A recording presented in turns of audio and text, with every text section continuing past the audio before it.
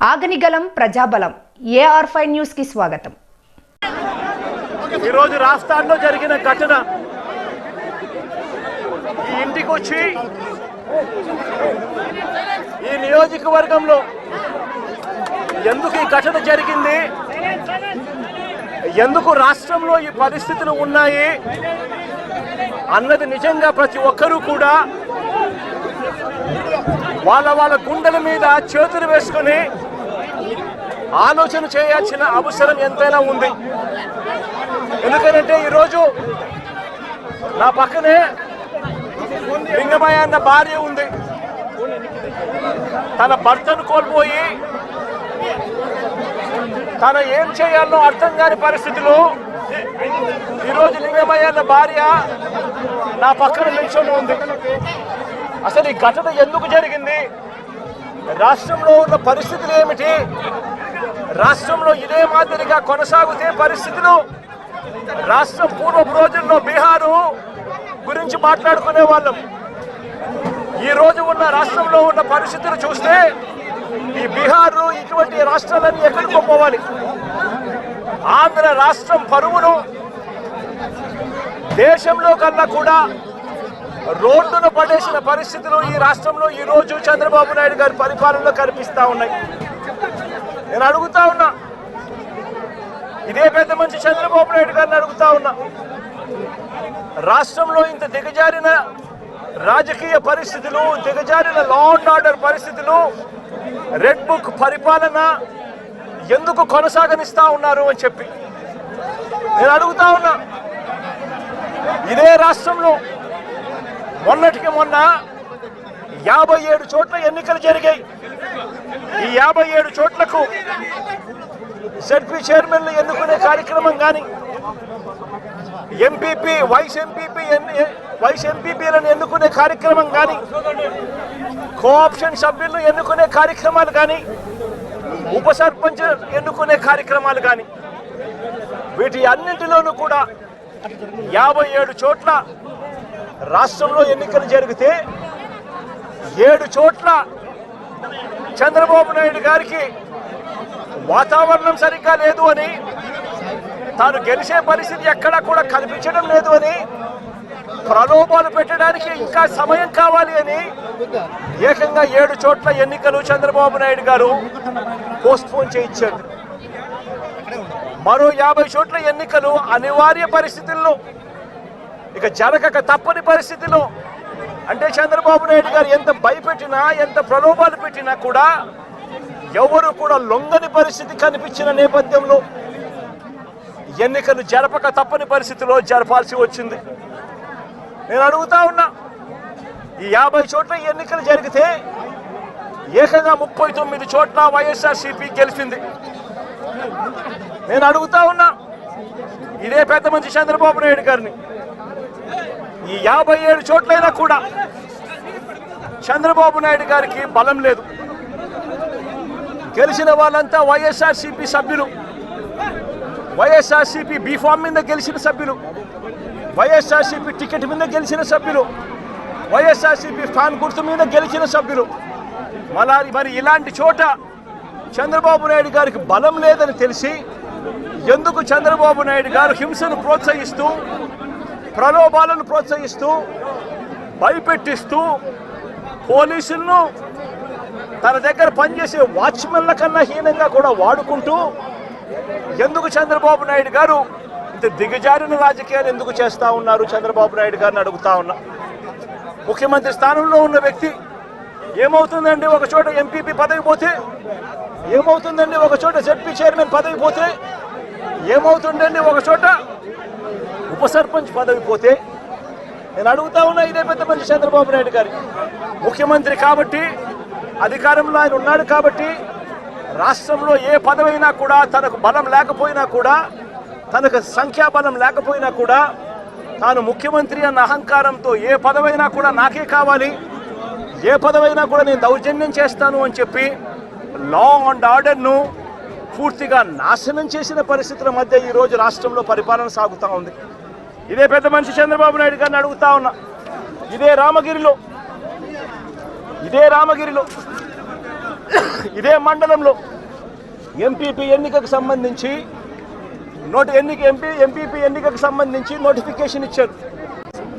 10 మంది ఎంపీటీసీ సభ్యులకు గాను ఇక్కడ వైఎస్ఆర్సీపీ 9 మందిని గెలిచింది.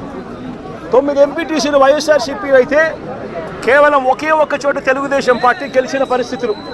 మరి నేను అడుగుతా ఉన్నా, మరి ఇక్కడ ఎంపీపీ స్థానానికి ఎన్నిక నోటిఫికేషన్ జారీ అయితే 9 సభ్యులున్న వైఎస్ఆర్సీపీకి రావాలన్నా, ఒకే ఒక్క సభ్యుడు గెలిచిన తెలుగుదేశం పార్టీకి రావాలన్నా? మరి ఎందుకు చంద్రబాబు నాయుడు గారు ఈ మాదిరిగా ప్రతి చోట కూడా వాళ్ళ ఎమ్మెల్యేలను రెచ్చగొడతా ఉన్నారు, ప్రతి చోట కూడా అప్పుడు స్థానిక ప్రజాప్రతినిధులను రెచ్చగొడతా ఉన్నాడు, పోలీసులను దుర్వినియోగం చేస్తూ ఉన్నారు. చేసి చివరికి ఏం జరిగింది? ఇక్కడ 9 మంది ఇక్కడ వైఎస్ఆర్సీపీకి సంబంధించిన సభ్యులు ఉంటే చంద్రబాబు నాయుడు గారు ప్రలోభాలు పెట్టే కార్యక్రమం, చంద్రబాబు నాయుడు గారు భయపెట్టే కార్యక్రమాలు జరుగుతూ ఉన్న నేపథ్యంలో వీళ్ళంతా కూడా కోర్టుకు వెళ్ళి కోర్టుల నుంచి వీళ్ళంతా కూడా మాకు ప్రాణహాని ఉంది, ఎంపీపీ ఎలక్షన్లలో మేము పార్టిసిపేట్ చేయాలి అని అంటే మాకు ఇబ్బందికర పరిస్థితులు ఉన్నాయి అని చెప్తే కోర్టు అక్షంతలు వేసి పోలీస్ ప్రొటెక్షన్తో ఈ ఎన్నిక జరిపించండి అని చెప్పి కోర్టు ఆదేశాలు ఇస్తే, కోర్టు ఆదేశాలతో 8 మంది కోర్టు ఆదేశాలతో ఎంపీటీసీలను తీసుకొని వస్తూ ఉంటే మధ్యలో పోలీసులు ప్రొటెక్షన్ తీసుకొని పోలీస్ ప్రొటెక్షన్తో వీళ్ళంతా కూడా ఇక్కడికి వచ్చి ఓటు వేయాల్సిన పరిస్థితుల్లో పోలీసులు ఏం చేశారు? తీసుకొని వచ్చి వీళ్ళందరినీ కూడా మధ్యలో రామగిరి ఎస్ఐ సుధాకర్, ఈ రామగిరి ఎస్ఐ మధ్యలో ఈ సుధాకర్ అనేవాడు వీళ్ళ కాన్వాయ్లోకి ఎక్కి ఈ ప్రయాణం చేస్తూ ఉన్న ఎంపీటీసీ సభ్యులందరితో కూడా వీళ్ళందరితో కూడా వీడియో కాల్ ఆయన ఫోన్ నుంచి సాక్షాత్తు ఇక్కడ ఎమ్మెల్యే కొడుకు వీళ్ళతో వీడియో కాల్ చేయిస్తాడు, మాట్లాడిస్తాడు. చేసేటప్పుడు భారతమ్మ అని చెప్పి ఒక ఎంపీటీసీ సభ్యురాలు ఉంటే ఆ ఎంపీటీసీ సభ్యురాలకు సంబంధించిన అమ్మ నాన్న వాళ్ళిద్దరిని వాళ్ళ దగ్గర పెట్టుకొని ఆ వీడియో కాల్లో వాళ్ళ అమ్మ నాన్నను కూడా చూపించి, నువ్వు కనుక ఓటు వేయకపోతే మీ అమ్మ నాన్న వాళ్ళు ఇంటికి కూడా రారు అని చెప్పి వీడియో కాల్లో ఏకంగా బెదిరించే కార్యక్రమం జరిగింది. ఆ పాప కన్నీరు మున్నీరు ఏడుస్తూ బాధపడుతూ ప్రకాశం చెప్పిన పరిస్థితులు. ఇలాంటి పరిస్థితిలో ఒక ఎస్ఐగా ఉన్న వ్యక్తి తాను చేసిన పని ఏమిటి? తాను వెళ్ళి కాన్వాయ్లోకి తాను సెలవు మీద ఉన్నాడట ఎస్ఐ, తాను మామూలుగా పోకూడదట. అలాంటి రామగిరి ఎస్ఐ ఎంటర్ అయ్యి వీడియో కాల్ పెట్టి వీళ్ళందరినీ కూడా భయపడించి ప్రలోభాలు పెట్టి చేసే కార్యక్రమాలు చేశారు. తీరా చూస్తే ప్రలోభాలకు వీళ్ళు ఎక్కడా కూడా లొంగని పరిస్థితి ఎప్పుడైతే కనిపించిందో అప్పుడు ఇక ఎన్నికకు ఎంపీడీఓ కార్యాలయానికి తీసుకొని పోయి ఎన్నిక జరిగించే కార్యక్రమానికి ఫుల్ స్టాప్ పెట్టించేసి టైం అయిపోయి చేసేట్టుగా చేసి ఎన్నిక లాస్ట్కు కోరం లేదని చెప్పి ఎన్నికను పోస్ట్పోన్ చేసే కార్యక్రమం చేసిన తర్వాత ఇదే ఎస్ఐ వీళ్ళను పెనుగొండకు తీసుకొని పోతాడు. పక్క కాన్స్టిట్యున్సీలో ఉన్న పెనుగొండకు. అక్కడ ఎంఆర్ఓ కార్యాలయంలో తీసుకొని పోయి ఎంపీటీసీను బైండ్ ఓవర్ చేస్తూ అక్కడ తెలుగుదేశం పార్టీకి సంబంధించిన నాయకులందరినీ కూడా అక్కడికి రమ్మని చెప్పి చెప్తాడు. అదే సమయంలో అక్కడికి వెళ్ళి ప్రకాష్, మా ఉషమ్మ వీళ్ళిద్దరూ పెనుగొండ నియోజకవర్గంలో ఏం జరుగుతూ ఉంది అని చెప్పి వీళ్ళిద్దరూ అక్కడికి వెళ్ళి మా పార్టీకి సంబంధించిన అంటే ఈయన తనకు సంబంధించిన ఎంపీటీసీలు, మా పార్టీకి సంబంధించిన ఎంపీటీసీలు మీరు నిర్బంధిస్తే ఆ ఎంపీటీసీలకు మద్దతుగా వీళ్ళు అక్కడికి వెళ్ళి ఆ ఎంపీటీసీలను వీళ్ళు తీసుకొచ్చుకునే కార్యక్రమాలు చేస్తే వీళ్ళిద్దరి మీద కేసులు. నేను అడుగుతా ఉన్నా, ఏం తప్పు చేసినారని చెప్పి వీళ్ళిద్దరి మీద కేసులు పెడతా ఉన్నారు. వీళ్ళేమైనా తెలుగుదేశం పార్టీకి సంబంధించిన ఎంపీటీసీలను ఏమన్నా తీసుకొస్తే కార్యక్రమానికి చేస్తున్నారా? లేదే మా పార్టీకి సంబంధించిన ఎంపీటీసీలను సాక్షాత్తు పోలీసుల సమక్షంలో పోలీస్ అధికారి తెలుగుదేశం పార్టీ నాయకులతో కలిసి మా పార్టీకి సంబంధించిన ఎంపీటీసీలను కిడ్నాప్ చేసే కార్యక్రమం ఒకవైపున జరుగుతూ ఉంటే అడ్డుకునేందుకు వీళ్ళు అక్కడికి వెళ్ళి ధర్నా చేసి ఎంపీటీసీలను తీసుకొచ్చుకునే కార్యక్రమం వీళ్ళు చేస్తే వీళ్ళ మీద కేసులు పెడతారు. మరోవైపున ఇటువంటి ఘటనలలో మండలంలో, ఇటువంటి రామగిరి మండలంలో ఇటువంటిది జరక్కోకుండా మళ్ళీ ఉప ఎన్నికలు మళ్ళీ పిలుస్తారు, మళ్ళీ నోటిఫికేషన్ మళ్ళీ పిలుస్తారు. పిలిచినప్పుడు తెలుగుదేశం పార్టీకి మద్దతు లేదు కాబట్టి, వాళ్ళు ఎలాగో గెలవరు కాబట్టి దాన్ని హుందాగా వదిలేయాల్సింది పోయి ఇటువంటి ఘటనలు మళ్ళీ ఇటువంటి ఘటనలు పునరావృతం చేసే విధంగా రామగిరి మండలంలో భయం క్రియేట్ చేసేదానికోసం ఈ మండలానికి సంబంధించిన ఒక ఇంపార్టెంట్ నాయకుడిని 27వ తారీఖున అటాక్ చేశారు ఇదే ఊర్లో. 28వ తారీఖున మళ్ళీ అదే ఇంటిని అటాక్ చేశారు. జయచంద్రారెడ్డిని అటాక్ చేస్తే ఇదే జయచంద్రారెడ్డి, ఇదే కురువ లింగమయ్యన్న వీళ్ళందరూ కూడా దాన్ని అడ్డుకొని పోలీసులకు వెళ్ళి కంప్లైంట్ చేశారు. ఎందుకు మమ్మల్ని అటాక్ చేస్తూ ఉన్నారు, మండలంలో భయాందోళన క్రియేట్ చేసేందుకోసం అని చెప్పి మళ్ళీ ఈ ఎన్నిక జరిగితే ఈ ఎన్నికల్లో మళ్ళీ వైఎస్ఆర్సీపీ ఎంపీటీసీలను భయపెట్టాలనే ఉద్దేశంతో, భయానికి గురి చేయాలనే ఉద్దేశంతో అటాక్ చేసే కార్యక్రమం జరుగుతూ ఉంది. దీన్ని అరికట్టండి అని చెప్పి పోలీసులకు వెళ్తే పోలీసులకు ఘటనకు సంబంధించిన కంప్లైంట్ ఇచ్చినా కూడా పోలీసులు కనీసం పట్టించుకున్న పాపాన పోలేదు. 28వ తారీఖున మళ్ళీ 28వ తారీఖున మళ్ళీ ఇదే మాదిరిగా జరిగించిన తర్వాత మార్చి 30వ తారీఖున కురుబ లింగమయ్యన్న కొడుకు బైక్లో తాను పోతా ఉంటే, బైక్లో పోయేటప్పుడు వాళ్ళ ఇళ్ళ ద్వారా పోయే కార్యక్రమం జరుగుతూ ఉంటే బైకును అడ్డగించి లింగమయ్య కొడుకును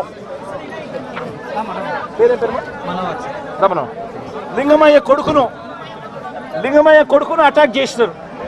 అటాక్ చేస్తే లింగమయ్య కొడుకు మనోహర్ అటాక్ చేస్తే ఫోన్లో నాన్న నన్ను కొడతా ఉన్నారు, నన్ను అటాక్ చేసినారు, నన్ను కొడతా ఉన్నారు అని చెప్పి వాళ్ళ నాన్నతో తను మాట్లాడితే, నువ్వు ఫోన్ చేసి మళ్ళీ మీ నాయనకి చెప్తావా అని చెప్పి మళ్ళా వీళ్ళింటికి ఇక్కడ నుంచి 20 మంది బేస్బాల్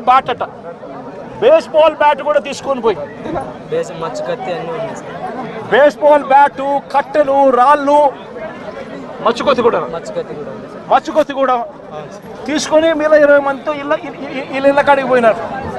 ఇంటికాడికి పోయి లింగమయ్యన్నను బేస్బాల్ కట్టెతో నెత్తి మీద కొడితే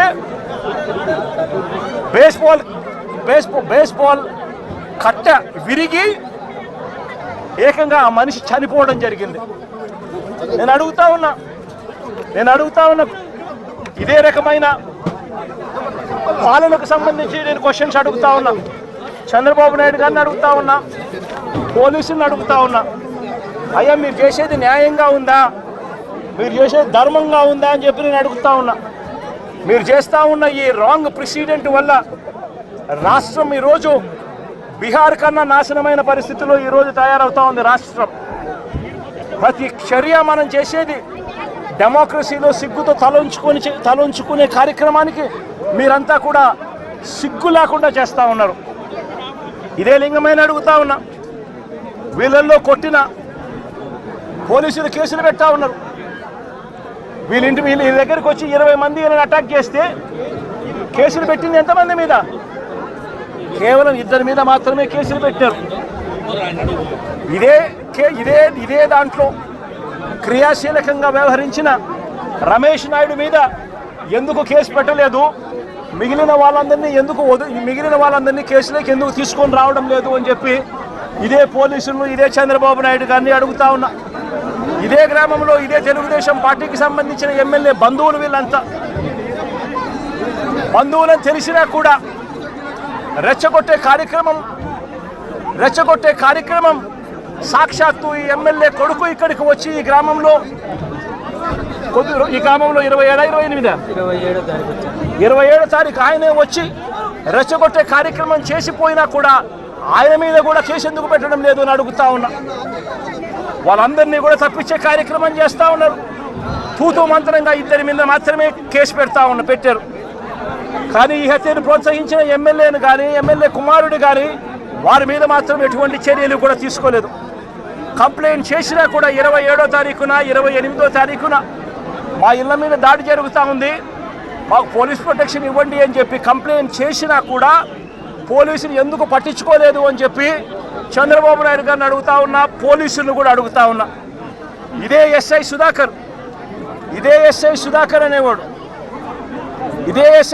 అనేవాడు వీడియో కాల్స్తో ప్రతి ఎంపీటీసీలని కూడా తానే ప్రలోభాలు పెడుతూ తన ఫోన్లో నుంచే వీడియో కాల్స్తో వాళ్ళతో ఫోన్లో మాట్లాడించి తానే క్రియాశీలకంగా ఇదే రామగిరి మండలానికి సంబంధించిన ఎస్ఐ కేసు పెట్టినా కూడా యాక్షన్ తీసుకోకుండా తానే ఇవన్నీ చేస్తూ ఉంటే ఎందుకు ఆ ఎస్ఐ మీద యాక్షన్ తీసుకోవడం లేదు, ఎందుకు ఆ ఎస్ఐ ఫోన్ రికార్డ్స్ను ఎందుకు పరిగణలోకి తీసుకోవడం లేదు అని చెప్పి కూడా గట్టిగా అడుగుతా ఉన్నా. ఇదే లింగమయ్యతో పాటు కొడుకు శ్రీనివాస్పై కూడా దాడి చేశారు. కానీ ఆశ్చర్యం ఏమిటంటే లింగమయ్య కొడుకు నుంచి కాకుండా వాళ్ళు కంప్లైంట్ రాసుకునింది ఎవరితో తెలుసా? వాళ్ళంతకు వాళ్ళే ఒక పేపర్ మీద రాసుకొని వచ్చి పోలీసులు చదువు రాదని చెప్పి లింగమయ్య అన్న భార్యతో ఏలుముద్ర బలవంతంగా వేయించుకున్నారు. ఇది న్యాయమేనా అని అడుగుతా ఉన్నా. లింగమయ్య అన్న భార్య చదువు రాదని కొడుకు పక్కనున్నాడు, దాడిలో ఆయన కూడా గాయపడ్డాడు, చదువుకున్నాడు, కానీ ఆయనతో స్టేట్మెంట్ తీసుకోరు. స్టేట్మెంట్ తీసుకునేది పోలీసులే రాస్తారు. లింగమయ్య అన్న భార్యతో ఏలుముద్ర తీసుకుంటాడు. ఎందుకు ఆయన చదువు రాదు, భయపడిచ్చి పెట్టకపోతే సంతకం ఏలుముద్ర వేయకపోతే ఏమన్నారమ్మా? సంతకం పెట్టాలి. ఎట్టి పరిస్థితుల్లో పెట్టకుండా పోతే ప్రసక్తే లేదు, ఖచ్చితంగా పెట్టాలని చెప్పి ఆమెతో ఏలుముద్ర తీసుకుంటారు.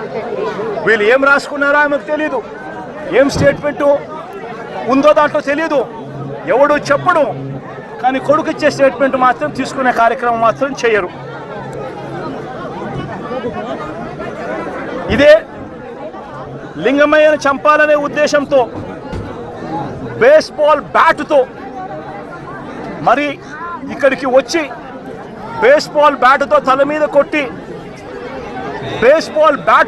మీద కొట్టి చంపిన నేపథ్యంలో ఎక్కడ కూడా పోలీసులు నమోదు చేసిన కేసుల్లో ఎక్కడా కూడా బేస్బాల్ బ్యాట్ ఉందని, బేస్బాల్ బ్యాట్తో కొట్టారని చెప్పి ఎక్కడే రాయరు. ఏంది చిన్న కర్రలతో గొడవ జరిగిందని, ఆ దొమ్మిలో ఏదో జరిగిపోయిందని వక్రీకరించే ప్రయత్నమే జరుగుతూ ఉంది. ఇక్కడ ఆశ్చర్యకరమైన విషయం ఏమిటంటే పోలీసులు విచారించిన 8 మందిలో 5 మంది మాత్రమే లింగమయ్య కుటుంబకులు.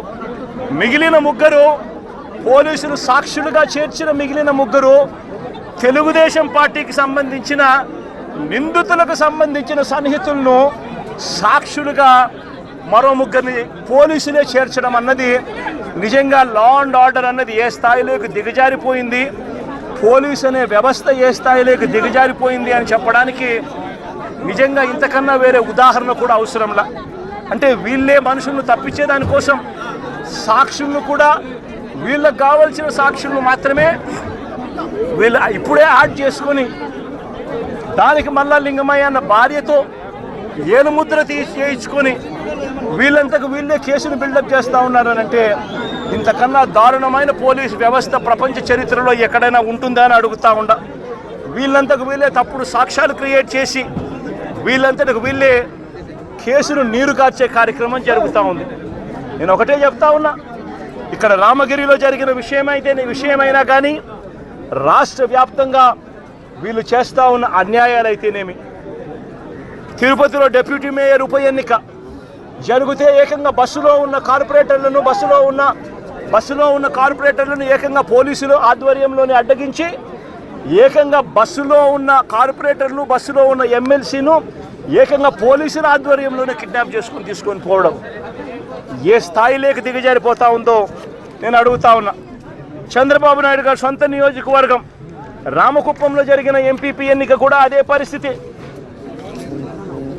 ఇదే మాదిరిగా దౌర్జన్యంతోనే ఎన్నిక జరిగించే కార్యక్రమం చేసినారు.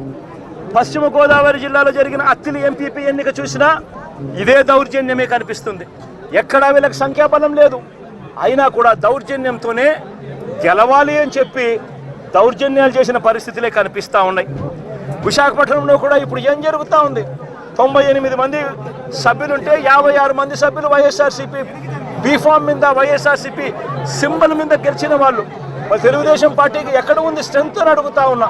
ఇక్కడ కూడా దౌర్జన్యం చేస్తూ క్యాంపులో ఉన్న వైఎస్ఆర్సీపీ సభ్యులను సైతం భయపెట్టే కార్యక్రమాలు చేస్తూ ఉన్నారు. ఇళ్ళకి వెళ్ళి వాళ్ళ భార్యలను భయపడిస్తూ మీ ఆయన ఎక్కడున్నాడో చెప్పకపోతే మిమ్మల్ని స్టేషన్లో పెడతామని చెప్పి భయపడిస్తూ ఉన్న పరిస్థితులు ఈరోజు రాష్ట్రంలో కనిపిస్తూ ఉన్నాయి. మరోవైపున చూస్తే రాష్ట్రంలో హత్య రాజకీయాలు ఏ స్థాయిలోకి దిగజారిపోయాయి అంటే ఏప్రిల్ 6వ తారీఖున నంద్యాలలో, మొన్న ఏప్రిల్ 6వ తారీఖున నంద్యాలలో, ఈ మధ్యనే నంద్యాల జిల్లాలో సిరివెల్ల మండలంలో యార్లగడ్డ కాన్స్టిట్యున్సీ ఇందూరు ప్రతాప్ రెడ్డి అని చెప్పి మా పార్టీకి సంబంధించిన మండల కన్వీనర్ ప్రతాప్ రెడ్డిపై దారుణంగా హత్యాయత్నం చేశారు. ఇదే చంద్రబాబు నాయుడు గారు, ఇదే ఇందూరు ప్రతాప్ రెడ్డి అనే వ్యక్తి దేవాలయంలోకి వెళ్ళి పూజ చేస్తూ ఉండగా దాడులు చేయించాడు. ఇదే చంద్రబాబు నాయుడు గారు ముఖ్యమంత్రిగా ఉన్నప్పుడు 2017లో ప్రతాప్ రెడ్డి అన్నను ప్రభాకర్ రెడ్డిని, అతని బావమర్దిని చంద్రబాబు నాయుడు గారి దగ్గర నుండి చంపించారు. చంపించిన తర్వాత మా ప్రభుత్వం వచ్చిన తర్వాత ప్రతాప్ రెడ్డికి మేము గన్మెన్ సౌకర్యం మేము కల్పిస్తే, చంద్రబాబు నాయుడు గారు వచ్చిన తర్వాత ఆ గన్మెన్ను తీసేసి చివరికి ప్రతాప్ రెడ్డిని చంపే కార్యక్రమం చేయడానికి ఏకంగా చంద్రబాబు నాయుడు గారు పురమాయించిన పరిస్థితులు మన కళ్ళ ఎదుటే కనిపిస్తూ ఉన్నాయి. మరోవైపున గత ఏడాది ఆగస్టు 3వ తారీఖున నంద్యాల జిల్లా మహానందిలో శ్రీశైలం నియోజకవర్గంలో సీతారాంపురంలో పసుపులేటి పెద్ద సుబ్బరాయుడు అతి దారుణంగా చంపిన ఘటన కూడా చూసాం. ఆ సుబ్బరాయుడు గారిని చంపినప్పుడు నేను కూడా ఆ ఊరికి వెళ్ళి తనను పరామర్శించి ఎంత దారుణంగా చంపారు, జరిగినది ఎంత అన్యాయమో అని చెప్పి కూడా ప్రశ్నించడం జరిగింది. ఆ ఊరు నుంచి కరెక్ట్గా 10-15 నిమిషాల్లోనే జిల్లా హెడ్ క్వార్టర్స్, అక్కడే ఎస్పీ ఉంటాడు. అయినా దగ్గరుండి హత్య చేయించడం జరిగింది. అదే గ్రామంలో వైఎస్ఆర్సీపీకి సంబంధించిన బీసీ నాయకుడు సుబ్బరాయుడును చంపించే కార్యక్రమం. ఆశ్చర్యం ఏమిటంటే సుబ్బరాయుడు కుటుంబ సభ్యులు పోలీసులకు ఫోన్ చేసి 2-3 గంటల కిందట కూడా ఫోన్ చేసి ఊరిలో ఘటన జరగబోతా ఉంది, బయట నుంచి వ్యక్తులందరూ కూడా మోహరించినారు అని చెప్పినా కూడా కనీసం వచ్చి కాపాడే ప్రయత్నం కూడా జరగల. గత ఏడాది జూలై 23వ తారీఖున పల్నాడు జిల్లా పెదకూరుపాడులో క్రొసూరులో వైఎస్ఆర్సీపీ నాయకుడు ఈద సాంబిరెడ్డిని కూడా ఇనుప రాడ్లతో దారి కాచి రోడ్డులో కారు ఆపి కొట్టి చనిపోయాడని చెప్పి వదిలేసి వెళ్ళిపోయిన ఘటన. చివరకు తను హాస్పిటల్లో చేరడం, బ్రతకడం, ఈ రోజుకి కూడా తనకు 2 కాళ్ళు 2 చేతులు కూడా ఈ రోజుకి కూడా ఆపరేషన్ల మీద ఆపరేషన్లు చేసి అవి బతికించే కార్యక్రమాలు చేసే కార్యక్రమాలు ఈ రోజుకి కూడా జరుగుతూ ఉంది. పల్నాడు జిల్లా వినుకొండలో గత ఏడాది జూలై 17వ తారీఖున వైఎస్ఆర్సీపీకి చెందిన రషీద్ అనే యువకుడిని దారుణంగా నరికి చంపిన పరిస్థితులు మన కళ్ళ ఎదుటే కూడా కనిపించాయి.